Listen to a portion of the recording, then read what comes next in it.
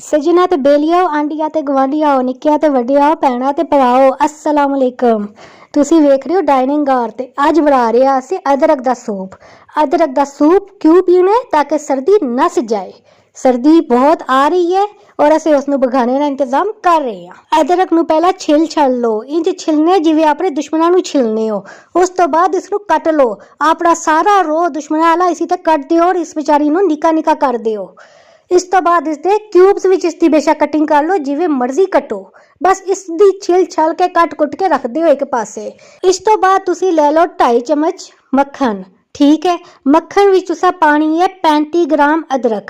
और 35 ग्राम तुहानू नहीं पता कि कितनी होएगी तो कोई गल नहीं, इसका मतलब है 3 चमचा अदरक पाओ तो चंगी तरह चस लो, इतना चसो कि अदरक दी मत मारी जाए। सोना जिहा गोल मटोल आलू लैके उसनू चिपसार कट लवो। जे उस विच होवे कोई सूहा रंग या सावा रंग या पैरा जिहा रंग तो उसनू तुसा कट छोड़ना है। ठीक है, फिर इसनू आलूआ नू इंच कट लवो जिवें अदरक कटी गई, ताकि दोए देख के भी जाके भैन भरा ही लगन नू ना। ते मक्खन ना काबरे कि कौन आ गया वे अदरक नू मिलन वास्ते। हरे प्याज लै लो, जे हरा प्याज ना लभे ते फिर थोम या प्याज या भुखा लै लो, सावे रंगे दी जेहड़ी होनियां ओ कुतर के विच पा लवो।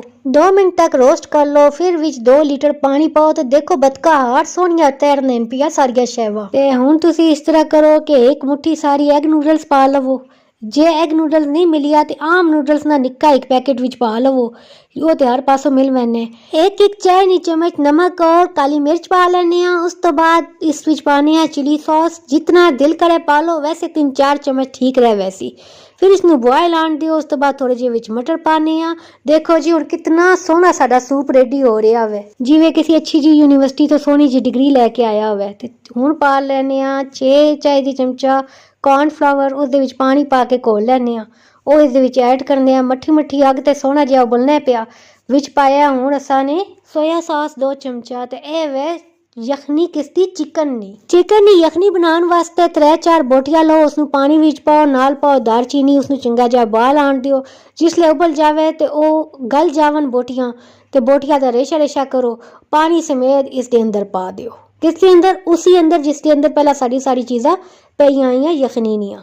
हुण अंडा फेंटो ते अंडा फेंट के ओह भी विच पा दिओ। हुण 20 सेकंड तक ना तुसा ने बिल्कुल चमचा नहीं हिलाना, ताकि अंडे की ना कुछ थोड़ी होश आ जावे। उस तो बाद चंगी तरह हिला के विच केचप पा लवो। वो तो तुसा की पता ही है कितना पाना है, और लीमू ने रस नाल तो स्वाद ही आ जाना वे।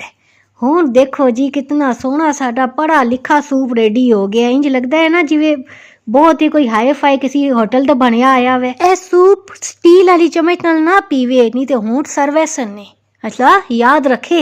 और तुसी हुण देखने हो पे दादी अम्मा ने स्पेशल पंजीरी है जी सर्दियां विच बनाई जानी है। तो इसकी रेसिपी साडे चैनल ते पहला तो लोड हुई है, तुसी ओ देखो, बनाओ और अपनी सर्दियां नू बेहतरीन ज़ायकिया दे नाल इंजॉय करो। जाने मेरी वीडियो नू लाइक भी करे ते शेयर भी करे और चैनल नू सब्सक्राइब भी करे। रब राखा।